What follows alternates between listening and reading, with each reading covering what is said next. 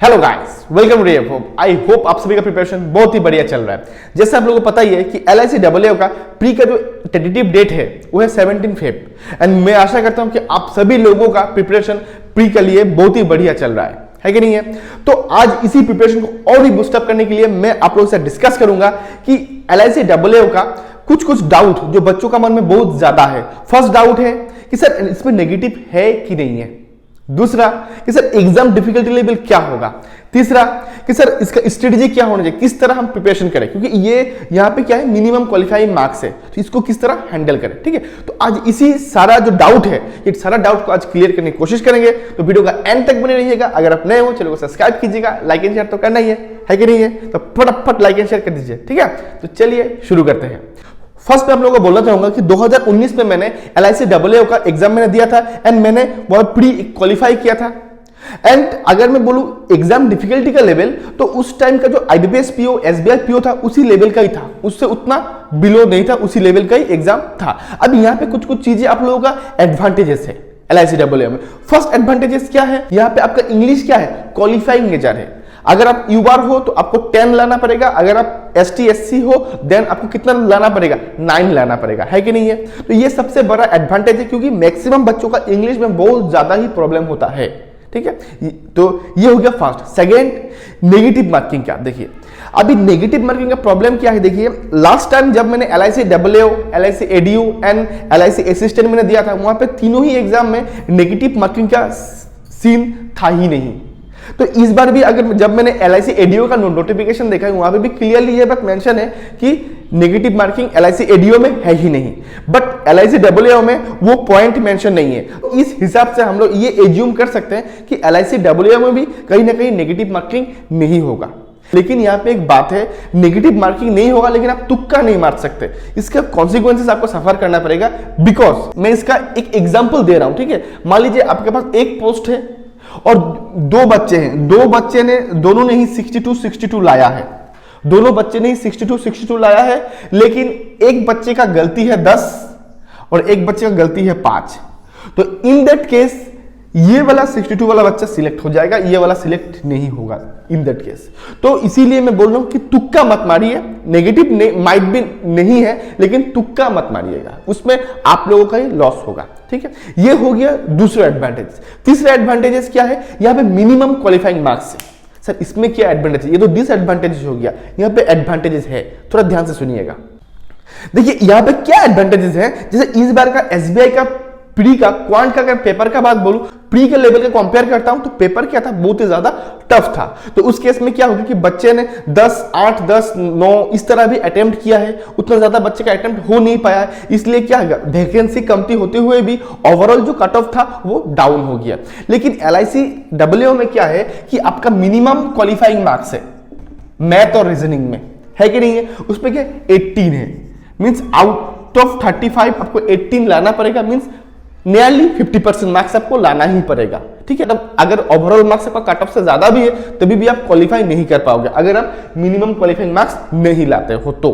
ठीक है, तो यहाँ पे सबसे बड़ा एडवांटेजेस क्या है, देखिए SBI PO हो या IBPS PO हो, तो इसमें एक बात क्या होता है कि पेपर उन लोग क्या होता है कि अपना हिसाब से टफ कर सकता है।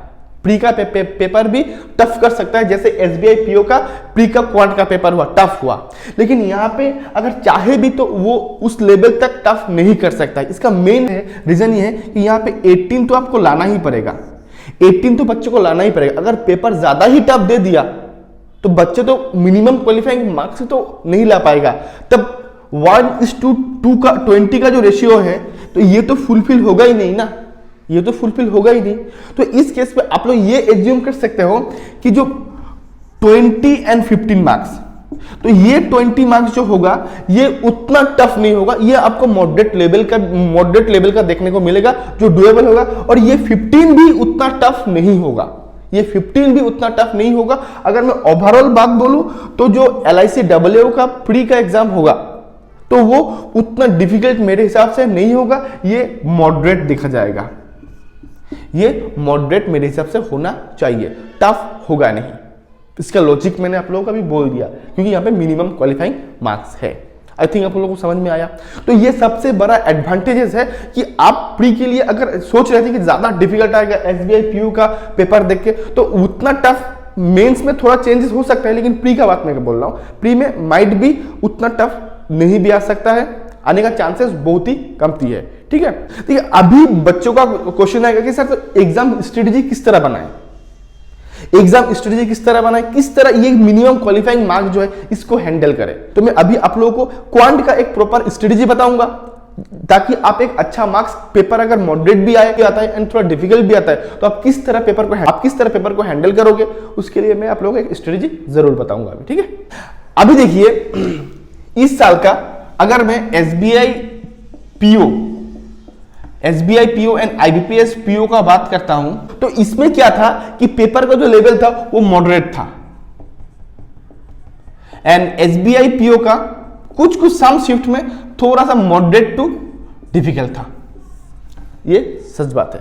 तो कहीं ना कहीं हमें भी इसी एसबीआई पीओ आईबीपीएस पीओ का ही लेवल का ही प्रिपरेशन करना है, क्योंकि ये भी एक पीओ लेवल का ही, मतलब उसी लेवल का ही एग्जाम है। ठीक है, तो अभी देखिए प्रीवियस ईयर का अगर मैं इस एग्जाम का एनालिसिस करूं तो एग्जाम में क्या किया था, यहां पे क्वांट सेक्शन में स्पीड मैथ था। स्पीड मैथ में क्या किया था, सिंप्लीफिकेशन, ठीक है, उसके बाद था अप्रोक्सीमेशन, ये उसके बाद नंबर सीरीज था, उसके बाद क्वाड्रेटिक इक्वेशन था। ये था स्पीड मैथ। मजे का बात मैं अगर बोलूं तो कुछ सेक्शन में एसबीआई पीओ का सिंप्लीफिकेशन 10 आया हुआ था, जो रेयरली देखने को मिलता है, लेकिन ये आईबीपीएस पीओ में देखा नहीं गया था। ठीक है, तो लेकिन आईबीपीएस पीओ में ये 6 to 7 तक देखा गया था, लेकिन एसबीआई पीओ में ये 10 देखा गया था, ये रेयरली देखने को मिलता है। ठीक है, एंड अगर मैं इसका रेंज का बात करूं, SBI PO and IBPS PO मिला के 10 to 15 मार्क्स देखा गया है। एंड और एक इंटरेस्टिंग बात इसमें यह है, एसबीआई पीओ हो या आईबीपीएस पीओ हो, दोनों ही एग्जाम में इन एवरी शिफ्ट ये जो सेक्शन था ये 100% डुएबल था, ये 100% डुएबल था, उतना टफ था नहीं। ठीक है, ये इजी था। ठीक है, एंड यहां पे अगर मैं एवरेज भी मान लूं, मैंने मान लिया कि LICAA के लिए यहां से अगर 12 मार्क्स भी 12 मार्क्स भी देखने को मिलता है, तो आपको ये 12 मार्क्स लेने का 100% कोशिश करना चाहिए, एंड यही 12 मार्क्स आपको लेना ही चाहिए, क्योंकि ये 12 मार्क्स से डुएबल होता है, 100% डुएबल होता है, जो मैक्सिमम बच्चा लेने का कोशिश करेगा।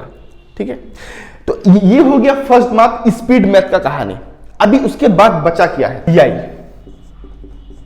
डीआई। अभी डीआई में क्या है कि पेपर अगर मॉडरेट टू डिफिकल्ट रहा तो वहां पे 3 डीआई देखने को मिलता है, 2 डीआई होता है और 1 कैसलेट होता है। ठीक है, लेवल मॉडरेट होता है। अगर एसबीआई पीओ का अगर मैं डीआई का बात बोलूं तो वो कैलकुलेटिव था, टाइम टेकिंग था, उतना इजी था नहीं। लेकिन आईबीपीएस पीओ का अगर मैं बात बोलता हूं, आईबीपीएस पीओ का उसका डीआई थोड़ा सा डुएबल था, क्योंकि उसमें बच्चे लोग क्वांट में भी अच्छा खासा अटेम्प्ट किए थे। ठीक है, तो उस केस में अगर मैं बोलूं तो डीआई अच्छा था। तो मैंने मान लिया कि LICAA का जो एग्जाम है क्वांट, वो मॉडरेट टू डिफिकल्ट आता है। डिफिकल्ट आने का चांसेस बहुत ही रेयर है। ठीक है, मेरे हिसाब से डिफिकल्ट बहुत ही रेयर है, मॉडरेट टू डिफिकल्ट आता है।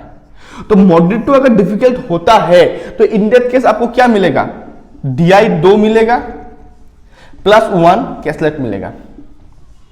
ठीक है, तो इन दैट केस आपको कैसलेट को टच करना नहीं है, इन दैट केस आपको कैसलेट को टच नहीं करना है। आपको क्या कर देना है, ये जो 2 डीआई है, ये 2 डीआई में एक डीआई डुएबल आता है, एंड एक डीआई डुएबल होगा, एंड एक डीआई में क्या होता है ना, 2 to 3 क्वेश्चंस डुएबल होता है, 3 क्वेश्चंस भी आपका डुएबल होता है। दैट मीन्स यहां से मान लीजिए आपने 5 क्वेश्चन बनाया, तो यहां से अगर आप 3 भी क्वेश्चन बनाया तो आपका यहां से टोटल कितना हो रहा है, 8 अटेम्प्ट हो रहा है। ठीक है, और मैंने जो स्पीड मैथ का सेक्शन था वहां से मैंने एवरेज कितना मार्क्स लिया था, 12 मार्क्स लिया था, ये हो गया 8। अगर क्वांट जो का सेक्शन है वो मॉडरेट टू डिफिकल्ट रहा, तब अगर वो थोड़ा मॉडरेट देखने को मिला तो यहां पे आपको 2 ही डीआई देखने को मिलेगा, कैसलेट आपको देखने को नहीं मिलेगा। इन दैट केस क्या होगा कि आप लोगों का जो अरिथमेटिक पार्ट है उसमें से क्वेश्चंस ज्यादा देखने को मिलेगा। तो मैंने 12 मार्क्स लिया था और यहां पे मान लीजिए यहाँ पे 14 मार्क्स का डीआई आ गया, तो कितना हो गया, 26 मार्क्स हो गया, रिमेनिंग 9 मार्क्स। तो 9 मार्क्स का अगर अरिथमेटिक भी आता है, वहां से 4 to 5 क्वेश्चंस डेफिनेटली डुएबल आता है, 4 to 5 क्वेश्चंस डेफिनेटली डुएबल आता है, लेकिन उसको आपको खोजना पड़ेगा, इजीली आपको नहीं अवेलेबल नहीं होगा। 4 to 5 का आपका डुएबल होगा। अगर आप 4 to 5 ढूंढ के अगर 4 भी क्वेश्चंस कर लेते हो, एंड रिमेनिंग 4 में से अगर एक भी आप कर लेते हो, दैट मींस आपका अरिथमेटिक अटेम्प्ट क्या हो जाएगा, 5 हो जाएगा। तो इन दैट केस आपका अटेम्प्ट क्या हो रहा है, 25 हो रहा है, 25 हो रहा है मिनिमम। अगर पेपर मॉडरेट टू डिफिकल्ट रहा, इन दैट केस आपका अटेम्प्ट कितना हो रहा है, 25 हो रहा है। समझ पा रहे हो? अगर आपका पेपर मॉडरेट रहा तो इन दैट केस अरिथमेटिक का जो पार्ट है वो भी डुएबल होगा। अगर 10 to 13 क्वेश्चंस आता है तो वहां पे इजीली 7 to 8 मार्क्स आपका डुएबल रहेगा, 100% डुएबल रहेगा। ठीक है, अगर आप उस केस में 12 आप लाते हो, 12 आप अगर आप स्पीड में 12 लाते हो, यहां पे 7 to 8 मार्क्स आप 7 लाए हो, एंड रिमेनिंग कितना बचा आपका, रिमेनिंग 5 to 6 क्वेश्चन बचा, उसमें से अगर आप 2 क्वेश्चन आपका बन गया तो अच्छा है। एंड डीआई का अगर 2 क्वेश्चन आता है, दो में से एक तो डुएबल होगा ही होगा, और एक वाला क्या होगा, थोड़ा सा टफ होगा। तो उसमें से मान लीजिए आपने 7 क्वेश्चन बनाया, तो आपका टोटल अटेम्प्ट कितना हो रहा है, ये हो रहा है 14 28 हो रहा है। दैट मींस ये LICAA के लिए ये बहुत ही अच्छा अटेम्प्ट है।